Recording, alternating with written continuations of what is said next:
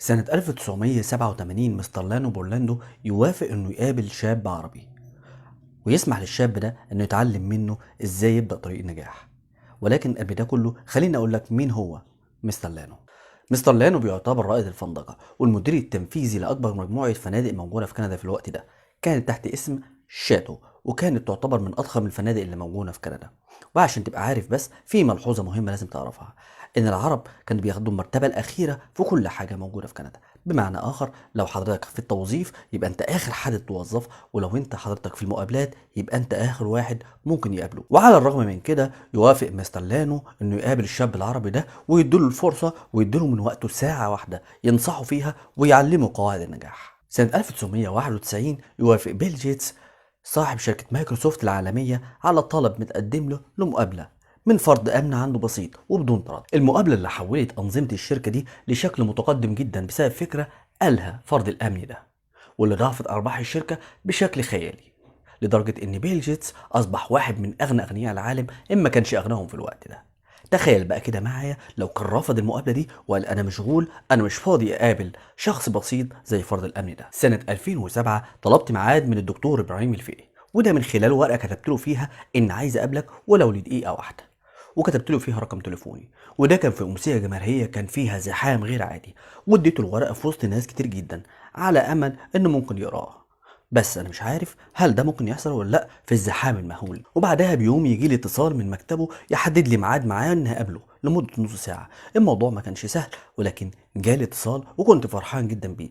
نص ساعه بالنسبه لي كان شيء كتير جدا، وكانت بدايه مختلفه تماما لحياتي. حولت حياتي من اقصى لاقصى، فكان الموضوع كبير جدا. الخلاصه ان الشخص الناجح بيعرف يدير نفسه، مش بتسمع منه كلمة أنا مشغول أو أنا مش فاضي برغم كل انشغالاته، لأنه ببساطة بيحافظ على 5 سمات مهمة جدا وبيعيش بيهم وبيعيش جواهم. قبل ما نتعرف على إيه هما ال5 سمات دول، خليني أقول لك ما تنساش، لو أنت بتتابعني على الفيسبوك اعمل لايك واعمل شير، ولو بتتابعني على اليوتيوب اعمل سبسكرايب وفعل الجرس.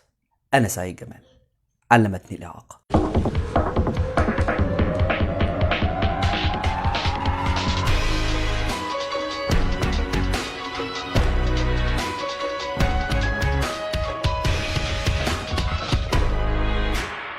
الوقت. لما نتكلم عن الوقت، بما انه السمة الاولى في حياة الناجحين، هتلاقيهم عندهم القدرة على ادارة نشاطات وقتهم. هتقول لي هو في فرق ما بين انهم يديروا وقتهم ويديروا نشاط وقتهم؟ هقول لك طبعا. لان عشان تدير وقتك ده معناه انك محتاج تعمل وقت يناسبك انت. يعني ممكن تقول لي وقتي 24 ساعة او 48 ساعة، او تحط الرقم اللي انت عايزه. وطبعا باللي بقوله ده هيخليك تقول ان مفيش حاجة اسمها ادارة الوقت، ودي النتيجة الحتمية والطبيعية. ولكن لما اجي اقول لك اني بدير نشاط وقتي، فالمقصود هنا ان بيكون عندي نشاط او عمل معين بحط له وقت عشان انجزه فيه. ومن هنا تقدر تقول ان الناجحين بيشتغلوا بنفس النظام ده في حياتهم. خليني اديك مثال على كده. لو شخص ناجح خرج من بيته رايح شركته او رايح شغله، وهو عارف حسب الاسكاجول بتاعه انه بيوصل في نص ساعة، فهو بيكون مقرر يدير نشاط النص ساعة دي. يعني ممكن يعمل شوية مكالمات، او انه هو يسمع شيء مفيد، او يقرأ كتاب مثلا، وبيكون حاسس بالانجاز طول الوقت. لا، خد عندك بقى الكبيرة دي. لو هو بيشتغل بسياسة الاقتصاد الوقت، يعني بدل ما هو بيوصل في نص ساعة ممكن يوصل في تلت ساعة وبيوفر 10 دقايق. وده بيخليه دايما في صراع مع نفسه لاكتساب النجاح واكثر واكثر، وبيكون هو دايما الكسبان. هتقول لي ال10 دقايق دول شيء قليل، هقول لك هو بالنسبه له مكسب كبير. التواضع التام. من خلال الامثله اللي اتكلمنا عنها في اول الحلقه قبل الانترو مباشره، ممكن نوصف الناس دي، واقصد هنا الناجحين، بالتواضع التام. وخصوصا انهم لبوا طلبات شباب بسيط جدا. يمكن ما تفرقش كتير مع المقابله دي مع الناس الناجحين، ولكن مع الشباب دول كانت تفرق كتير جدا وغيرت في حياتهم كتير. والمقابله كانت حاجه مختلفه بالنسبه للشباب دي.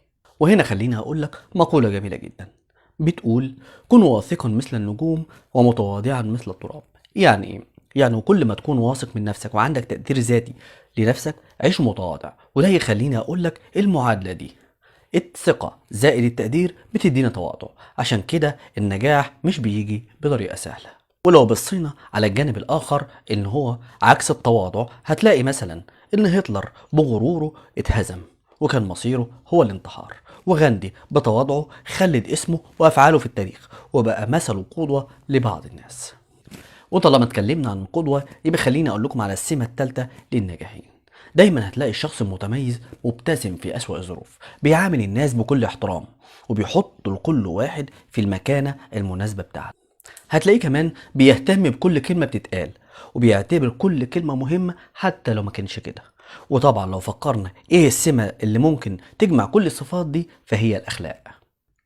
الأخلاق سر عظيم بيضم جواه المرونة والاتصال الجيد واحترام الآخرين، ولنا في نبي صلى الله عليه وسلم والأنبياء من قبله صلوات الله عليهم وتسليم المثل الأعلى والقدوة. وربنا سبحانه وتعالى قال لرسول الكريم: ولو كنت فظا غليظ القلب لانفضوا منها. الأكيد إنك مش هتلاقي حد عنده أخلاق بيقلل منك وهو بيتكلم معاك، أو كل شوية يبص في الساعة أو يبص في الموبايل قال يعني مش فاضي، أو بيلبس لبس غالي وبيظهره قدامك عشان يقولك أنت مين وأنا مين. الأخلاق أفعال، وأفعال صاحب الأخلاق نجاح وتميز. ترتيب والنظام. لما جت لي الفرصة إني أقابل الدكتور إبراهيم الفقي كان الشيء اللي لفت انتباهي جدا بشكل غير عادي هو الترتيب والنظام اللي كان في مكتبه. في مكتبة مليانة بالمراجع والكتب والشرايط ومنظمة حسب المحتوى، ده غير الأشجار الزينة اللي شكلها جميل جدا اللي كانت موزعة في أركان المكان. مكتبه ما كانش عليه غير ملف واحد بس، ممكن ده اللي كان بيشتغل فيه أو لسه هيشتغل فيه، وده دليل على إنه شخص ما بيحبش الهرجلة في المكان اللي هو قاعد فيه وبيحب كل شيء منظم. كان في كرسيين في مواجهة بعض في ركن في شكل شيك جدا في إضاءة بسيطة جدا. أنا استشفيت وقتها إن ده ممكن يكون الكراسي اللي بيعمل عليها الجلسات العلاجية اللي هو كان الله يرحمه مميز بيها. ومجرد ما قعدت قدامه قال لي نصا، ده بعد الترحيب بقى الهايل اللي خدته منه: احنا قدامنا نص ساعة، لازم تركز وتعرف انت هتتكلم في ايه خلال النص ساعة دي. وكان في ورقة صغيرة جدا بيكتب فيها النقاط الرئيسية، وكانت النص ساعة كافية بالنسبة لي جدا ان اقول واسمع منه رحمة الله عليه. عرفت وقتها ان الترتيب والنظام مهم جدا، هيخليك تكون عارف انت مين ورايح فين وامتى والنتائج ايه. صدقني هتكون النتيجة بالنسبة لك مختلفة جدا. أما بقى عن السمة الخامسة وهي النصيحة الصادقة. الشخص الناجح مش محتاج يلف ويدور، بالعكس بيكون مباشر في كلامه، ولما بينصحك بيقولك من خلال خبرته وتجاربه في الحياة بكل صدق، لأنه بمنتهى البساطة عاش الحياة الصعبة قبل الحلوة، عشان كده بتكون التجارب عنده قيمة جدا. علمتني الإعاقة التواضع زي ما أمرنا ربنا سبحانه وتعالى في كتابه ورسله في سننهم. علمتني الإعاقة إن أشكركم على وقتكم، إن أنتوا تسمعوا وتتفرجوا على حلقة الفقير إلى الله سعيد جمال.